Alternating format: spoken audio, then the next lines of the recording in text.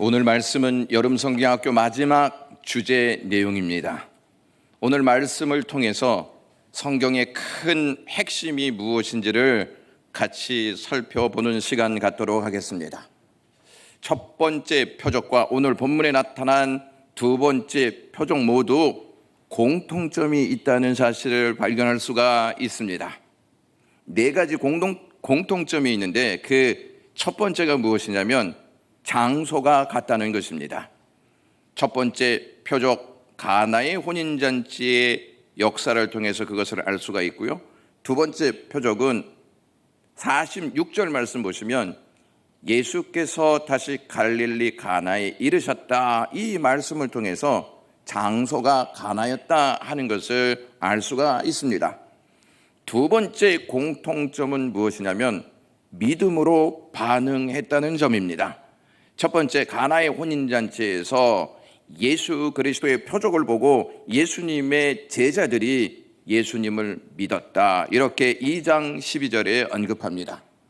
두 번째 표적을 보시면 왕의 신하와 온 가족이 다 예수 그리스도를 믿었다, 이 사실을 53절에서 기록해 놓고 있습니다. 세 번째 공통점이 있습니다. 그것이 무엇이냐면 첫 번째 표적과 두 번째 표적 모두 말씀으로 기적을 일으키셨다는 점입니다. 첫 번째 표적에서 예수 그리스도의 어머니인 마리아가 하인들에게 너희에게 무슨 말씀을 하시든지 그대로 하라, 이렇게 말합니다. 하인들은 예수 그리스도의 말씀대로 항아리에 물을 채우고 2장 8절에 보시면 예수 그리스도께서 이렇게 말씀하십니다. 이제는 떠서 연회장에게 갖다 주라, 이렇게 말씀하십니다. 예수님의 말씀에 종들이 순종합니다. 순종하면서 물이 포도주가 되는 역사를 경험하게 됩니다. 두 번째 표적에서 주님은 죽어가는 아들의 아버지에게 50절에 가라, 내 아들이 살아있다, 이렇게 말씀하십니다. 예수 그리스도의 말씀을 듣고 이 신하는 집으로 향합니다. 집으로 향하다가 종들을 딱 만나게 되는데 종들이 이 주인에게 아들이 살아있습니다 하는 소식을 전해줍니다. 그 소식을 듣고 이 주인이 놀란 가슴에 낫기 시작한 때가 언제냐, 이렇게 묻습니다. 그러자 그때가 예수님이 말씀하신 시간이었습니다. 예수 그리스도의 말씀을 통해서 자기의 아들이 살아나는 역사를 깨닫게 되어집니다. 네 번째 공통점이 있습니다. 위기와 절망의 상황을 예수 그리스도가 은혜로 바꾸셨다는 점입니다. 첫 번째 표적인 가나의 혼인잔치에서 포도주가 떨어짐으로 기쁨이 사라질 위기 상황을 맞이합니다. 이때 주님께서 물을 포도주로 바꾸심으로 위기를 기쁨이 되게 하십니다. 두 번째 표적은 왕의 신하의 아들이 죽게 되어지는 병에 걸려 있었습니다. 그 아들에게 주님이 말씀하시자 치유의 기적이 일어났습니다. 절망적인 상황에서 이제 다시 소생하는 은총을 입게 되는 역사를 맞이했습니다. 첫 번째 가나 혼인잔치의 표적과 두 번째 표적은 같은 공통점이 있다는 이 사실은 별개의 사건으로 보아서는 안 되고 하나의 큰 중심을 가지고 보아야 한다는 메시지를 우리에게 주고 있습니다. 요한복음의 저자인 요한은 이 두 표적을 통해서 말하고자 하는 메시지가 있었습니다. 요한은 1장에서 창세기 1장과 같은 내용으로 시작하는 것을 우리가 발견해 볼 수 있습니다. 창세기 1장 1절에 태초에 하나님이 천지를 창조하시니라, 이렇게 말씀하십니다. 요한복음 1장 1절에 태초에 말씀이 계시니라, 이 말씀이 하나님과 함께 계셨으니 이 말씀은 곧 하나님이시니라, 이렇게 같은 맥락으로 나아가고 있다는 점을 알 수가 있습니다. 그리고 요한복음 1장 3절에 만물이 그로 말미암아 지은 바 되었다, 이것을 딱 선언합니다. 예수 그리스도가 만물을 창조하셨다, 이것을 딱 선포하는 것입니다. 창세기 1장 3절에 하나님이 이르시되 빛이 있으라 하시니 빛이 있었다, 이렇게 말씀합니다. 요한복음 1장 9절에 참 빛 곧 세상에 와서 각 사람에게 비추는 빛이 있었다, 그분이 예수 그리스도이시다, 이것을 선언합니다. 지금 창세기와 요한복음이 같이 가고 있다 하는 것을 알려주면서 예수 그리스도가 분명히 우리에게 전해지고 있다는 사실입니다. 그리고 창세기 2장을 보시면 하나님께서 에덴 동산에 아담과 하와를 이끌어 오셔서 혼인하게 하십니다. 혼인하게 하셔서 에덴 동산에서 살게 하십니다.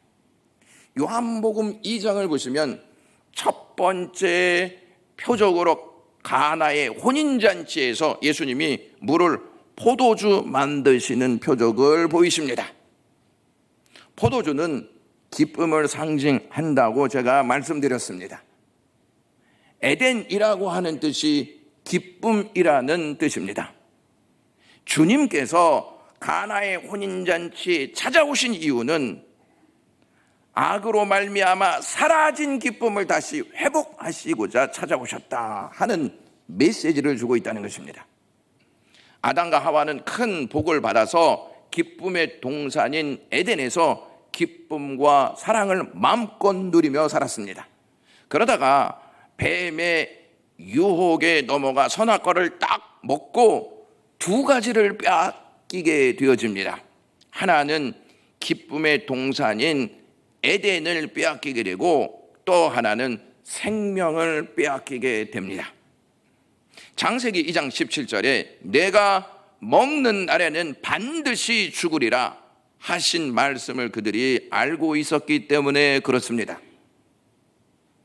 그 순간, 선악과를 따먹은 그 순간 그들은 죽음의 공포와 두려움이 밀려와서 나무 사이에 숨게 됩니다.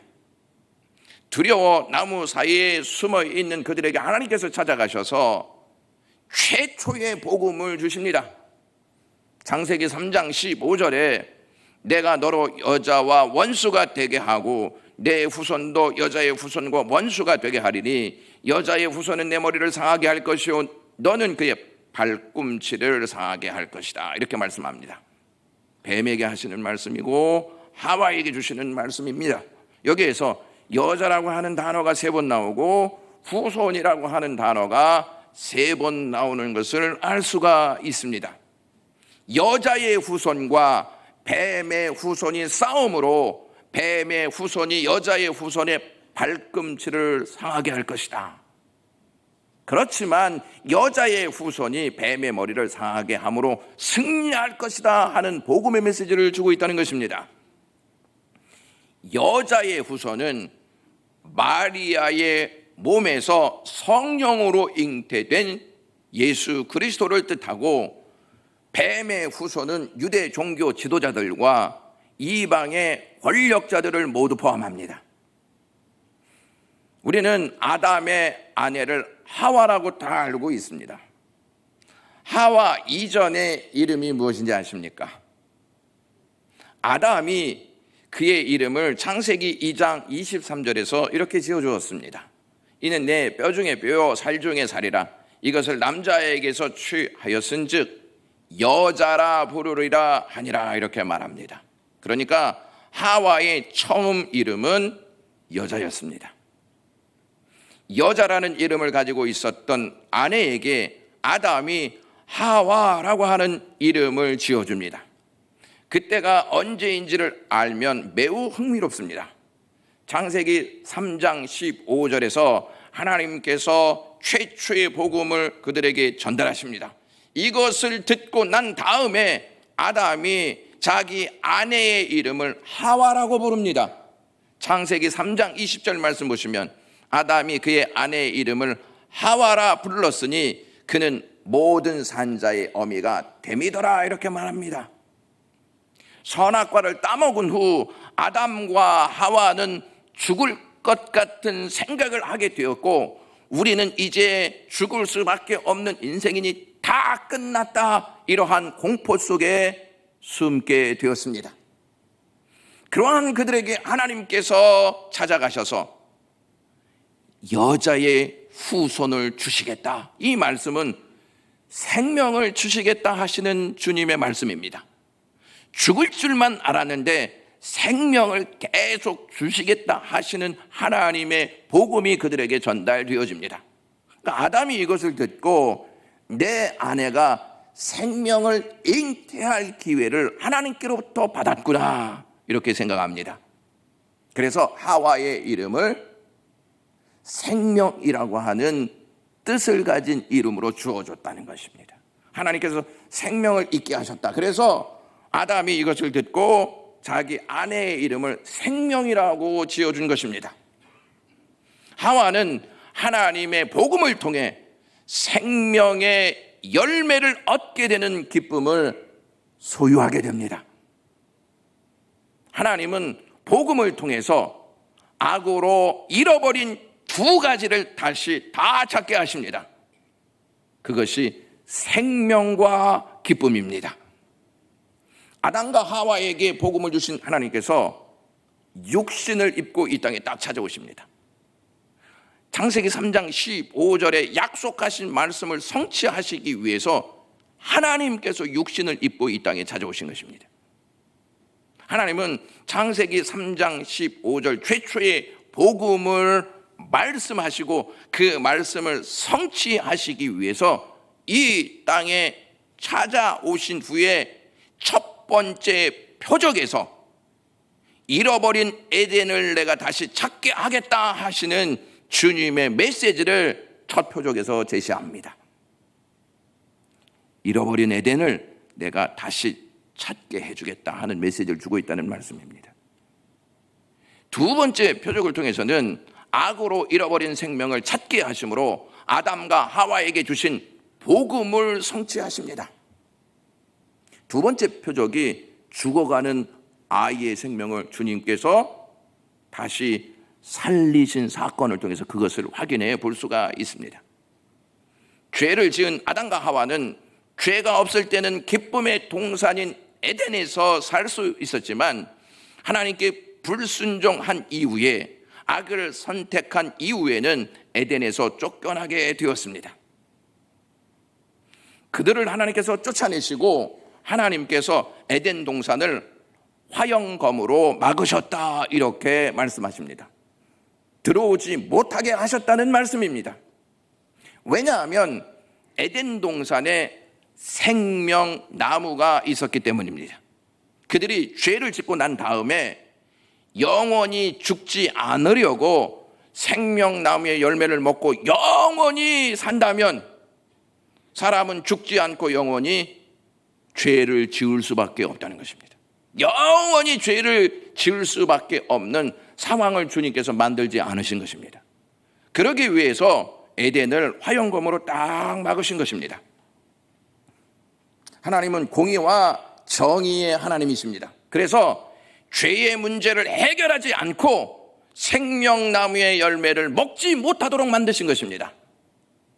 죄를 해결하지 않고 생명나무의 열매를 먹고 영원히 사는 것을 하나님은 용납하지 않으셨다는 말씀입니다. 그래서 화영검으로 에덴 동산에 들어오지 못하도록 조치를 취하신 것입니다. 하나님은 죄의 대가를 받고 정결하게 된 다음에 생명나무의 열매를 먹고 에덴 동산에 복귀할 수 있도록 조치를 취하셨습니다. 분명히 하셔야 합니다. 죄에 대한 문제를 해결하고 정결하게 된 다음에 기쁨의 동산으로 복귀할 수 있도록 그 조치를 취하셨다는 말씀입니다. 그러한 조치를 내리신 데에는 엄청난 비밀이 있습니다. 그것이 무엇이냐? 그렇게 하시려면 당신이 희생하셔야만 했습니다. 당신이 십자가에서 인간의 죄 문제를 해결해 주셔야만이 인간이 에덴으로 복귀할 수 있는 자격을 얻게 된다는 말씀입니다. 다시 말해 화영검으로 에덴 동산에 들어오지 못하게 하신 조치는 결국 하나님께서 육신을 입고 이 땅에 오셔서 십자가에 달려 죽으시겠다는 결연한 의지가 담겨져 있다는 말씀입니다. 그래서 예수님께서 이 땅에 육신을 입고 오신 것입니다. 육신을 입고 오신 예수님은 모진 고통을 다 당하십니다. 모든 고난을 다 받으십니다. 십자가에 달려 결국 물과 피를 쏟으심으로써 자신을 희생하십니다. 죄의 대가를 받고 십자가에 달려 돌아가신 예수님은 하나님께서 창세기 3장 15절에 말씀하신 대로 죽음을 짓밟고 부활하심으로 승리하십니다. 죽음을 생명으로 바꾸신 예수님의 부활은 예수님이 생명나무라고 하는 사실을 입증하는 사건입니다. 예수 그리스도가 부활하시지 않습니까? 성경에 보면 부활의 첫 열매라고 말씀하십니다. 이것이 무슨 내용이냐면 생명나무의 열매라는 말씀입니다. 이 부활의 은총이 없으면 생명나무의 역사가 우리에게 임하지도 않을 뿐만 아니라 그 열매가 우리에게 찾아오지도 않는다는 것입니다. 오늘 본문 말씀 전에 어떠한 내용이 나오냐면 예수 그리스도께서 사마리아 여인에게 찾아가셔서 나는 영원한 생수다 이렇게 밝히십니다. 그 다음에 갈릴리 가나로 오셔서 죽어가는 아이를 살리십니다. 이 사건은 예수님이 사마리아 여인에게 영원한 생수라 말씀하신 내용을 증명해 주는 표적입니다.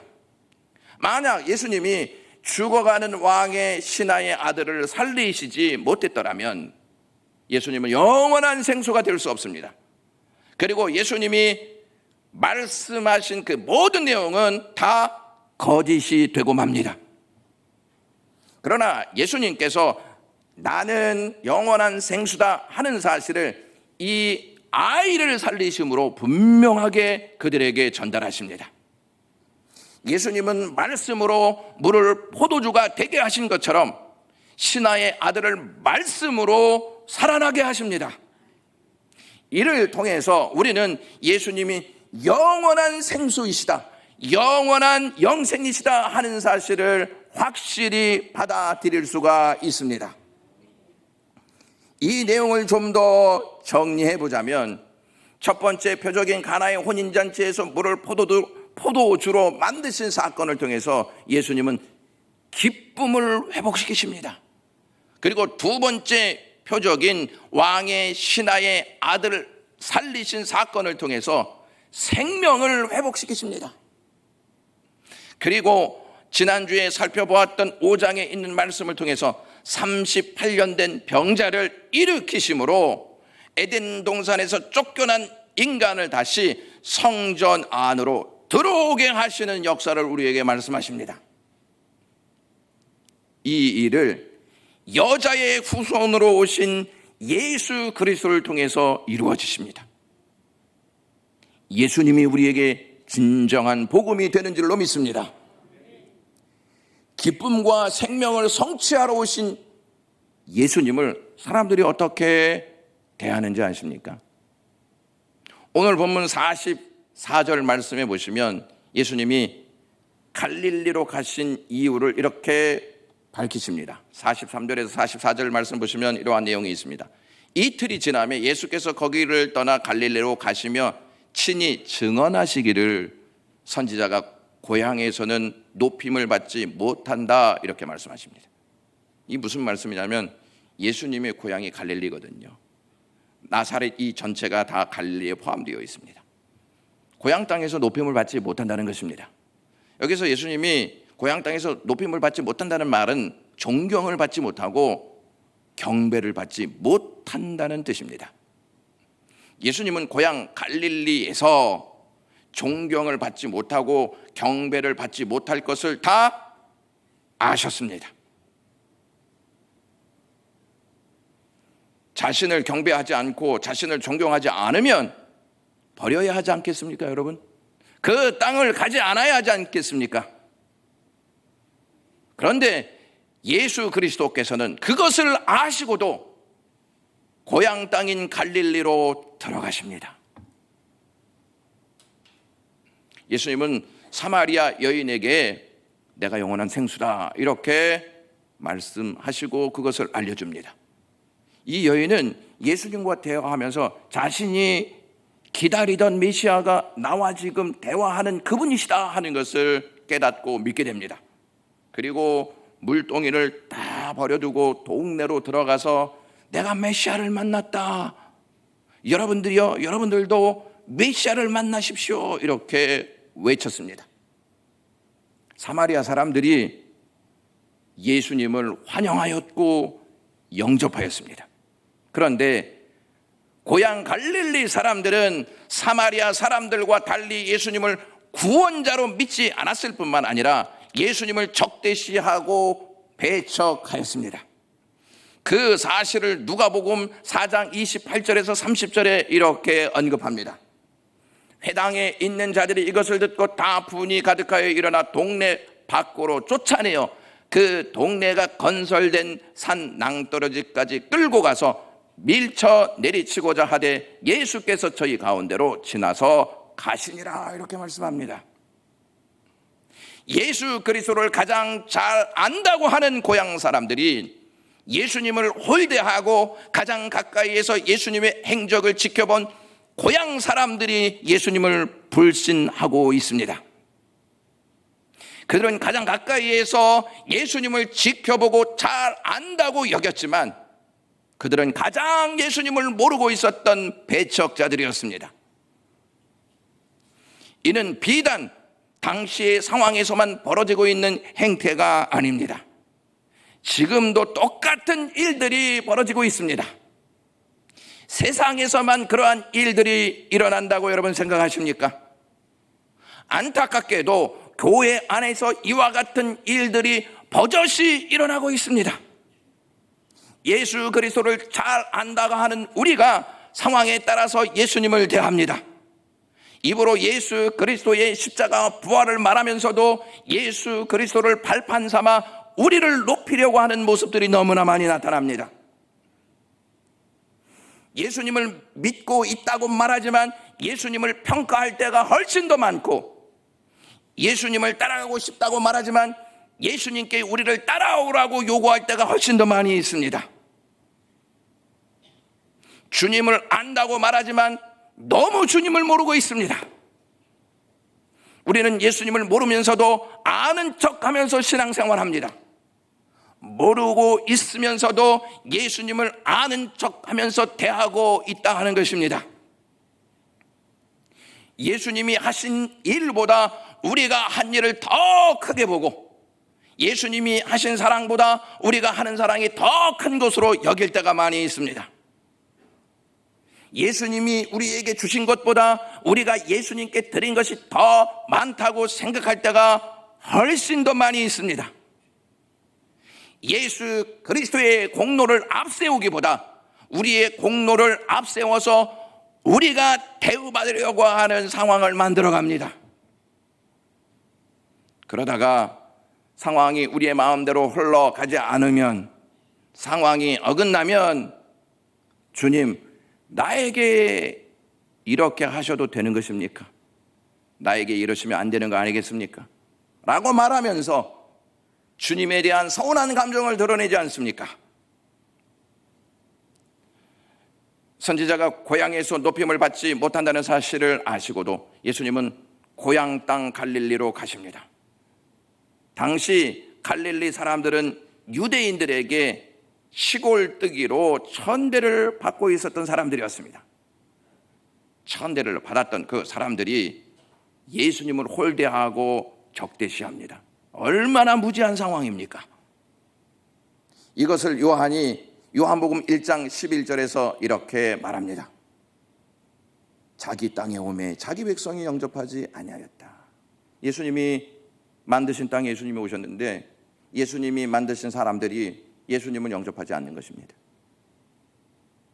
주님은 고향 갈릴리 사람에게 높임을 받지 못한다는 사실을 아시고도 어찌하여 갈릴리 땅으로 들어가셨는지 그 사실을 좀 알아야 하지 않겠습니까? 예수님은 높임을 받으러 오신 분이 아니시기 때문입니다. 오히려 섬기러 오신 분이시기 때문에 들어가신 것입니다. 45절 말씀에 갈릴리인들이 그를 영접하였다 이렇게 기록되어 있습니다. 문자 그대로 보면 우리가 오해할 수 있습니다. 그런데 헬라어 성경으로 보면 영접하다라고 하는 이 단어가 우리가 생각하는 그러한 영접이 아닙니다. 요한복음 1장 11절에 영접하다라고 하는 이 단어와 다르다는 것입니다. 갈릴리 사람들은 예수님을 영접하는 것처럼 보였지만 실상은 환영하고 높이지 않았다는 것입니다. 명목상으로 받아들였다는 뜻입니다. 왜 그렇게 명목상으로 받아들였냐면 예수님이 예루살렘에서 많은 기적을 행하셨기 때문입니다. 그래서 45절 보시면 명절 중 예루살렘에서 하신 모든 일을 보았다 이렇게 기록하고 있습니다. 뭔가를 좀 보여줘야 그나마 받아들이려고 하는 마음이 그들에게 있었다는 것입니다. 영광교회 가족 여러분, 우리는 진실된 믿음으로 주님을 영접하고 믿고 있는지 아니면 주님을 명목상 받아들이고 있는지를 생각하면서 신앙생활을 해야 할 것입니다. 예수님이 사마리아에 가신 것은 그 땅이 버려질 땅이 아니라 찾아가야 할 땅으로 여기셨기 때문에 가신 것입니다. 마찬가지로 고향 갈릴리에서 높임을 받지 못한다 하더라도 자신을 낭떠러지에 떨어뜨려 죽이려 한다 할지라도 예수님은 그 땅을 버리시지 않았습니다. 그 땅을 피하지 않았습니다. 그 땅은 버려져야 할 땅이 아니라 찾아가서 구원할 땅임을 아셨기 때문에 찾아가신 것입니다. 예수님은 비록 고향 갈릴리에서 높임을 받지 못한다 할지라도 그곳에 죽어가는 아이가 있음을 아셨기 때문에 그 아이를 살리시기 위해서 예수님께서 그 땅에 찾아가신 것입니다. 비록 자기는 높임을 받지 못한다 할지라도 죽어가는 아이를 살려야 하겠다는 주님의 마음이 갈릴리 땅으로 들어가게 하신 것입니다. 예수님은 이 땅에 오시면 어떠한 대우를 받으실 것을 다 알고 계셨습니다. 그럼에도 불구하고 예수님은 우리의 허물과 죄로 죽은 죄인들을 살리시기 위해서 이 땅에 오신 것입니다. 우리를 살리시려면 예수님은 우리의 죄를 대신해서 죄값을 모두 다 지불하셔야만 했습니다. 죄값은 가장 비참하고 끔찍한 죽음의 형벌입니다. 예수님은 우리를 살리시려고, 우리를 구원하시려고, 우리에게 생명을 주시려고 모든 것을 다 감당하셨고 죽음으로 죄값을 지불하셨습니다.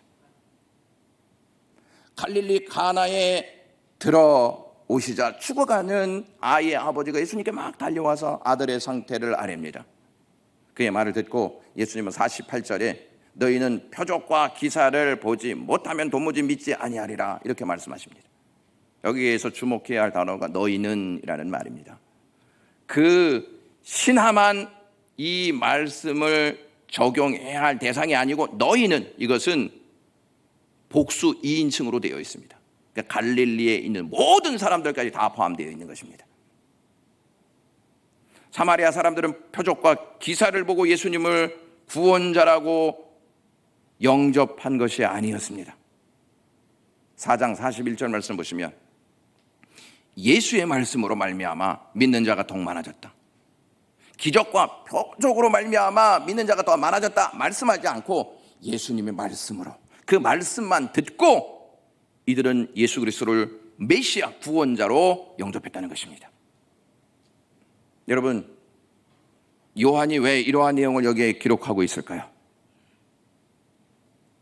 요한이 이 요한복음을 기록할 당시가 언제였냐면 예수님이 돌아가신 이후에 한 70년 정도 되었을 상황이었습니다. 그 상황이 어떠했냐면 로마의 장군인 티투스가 로마를 딱 들어와서 예루살렘에 들어와서 이 예루살렘을 완전히 쑥대밭이 해놓았습니다. 예루살렘 성전도 다 붕괴시켜버리고 예루살렘을 온전히 무너뜨리는 역사를 맞이했습니다. 그러니까 예수 믿는 사람이 어떤 생각을 하겠습니까? 우리가 주님을 이렇게 믿고 있는데 왜 이러한 일들이 일어나는 것일까? 그러면 우리는 어떻게 해야 하는 것일까? 이러한 상황에서 우리의 정체성은 과연 무엇일까? 이러한 고민과 갈등이 있지 않겠습니까, 여러분? 우리는 어떻게 살아야 하는가? 우린 무엇을 보고 살아야 하는가? 그때 이 요한이 이렇게 말하는 것입니다. 너희들 가나의 혼인잔치 알지? 너희들은 예수님의 아내야. 예수님과 혼인했어. 그러니까 예수님의 아내로 이 박해와 핍박을 견뎌야 한다. 정체성을 분명히 해줍니다. 그러면서 오늘 두 번째 표적은 살아나게 하는 표적을 보이시지 않습니까? 너희들은 죽어가는 인생이 아니고 반드시 살아나는 인생이다. 이것을 바라보고 이겨야 된다. 지금 티투스에 의하여서 이 땅이 이렇게 버려지는 것처럼 보이지만 너희들은 표적과 기사가 나타났으면 좋겠다고 말하지만 이러한 상황에서 표적과 기사가 나타나지 않더라도 주님께서 주신 말씀으로 견뎌야 한다. 주님께서 주신 말씀으로 이겨야 한다. 그것이 살아있는 자의 모습이고 그 말씀이 우리를 생명으로 인도하는 능력이 된다. 이것을 말씀하고 있는 것입니다.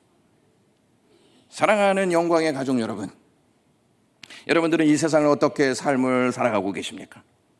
어려움이 많습니까? 혼란하십니까? 그럴 때마다 두 가지를 생각하셔야 합니다. 주님은 나를 아내로 삼으셨다. 기쁨과 생명을 회복하시기 위해서 나에게 오셨다. 그래서 나는 그냥 이 세상에서 죽어 없어져야 할 인생이 아니고 주님이 나를 살리신 인생이다. 그래서 나는 주님과 함께 살겠다. 이 믿음을 갖는 것입니다. 이 믿음을 갖고 살아가는 영광의 모든 가족들 되시기를 주님의 이름으로 간절히 소망합니다. 기도하겠습니다. 주님, 기쁨과 생명을 우리에게 주셔서 고맙습니다. 이 복음 가지고 승리할 수 있게 도우시옵소서. 예수 그리스도의 이름으로 기도드리옵나이다. 아멘.